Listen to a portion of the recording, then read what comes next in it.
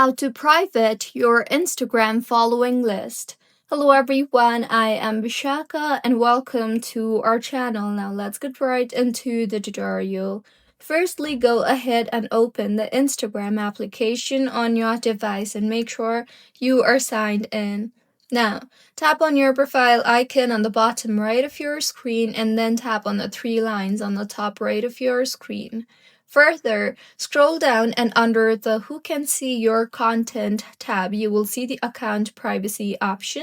Tap on that and then go ahead and toggle on the toggle button for private account. And with this, when your account is private, only the followers you approve can see what you share, including your photos or videos on hashtags and location pages, as well as your followers and following lists. So, this is how you can private your Instagram following list. If you find this tutorial helpful, please like the video and do comment if you have any queries.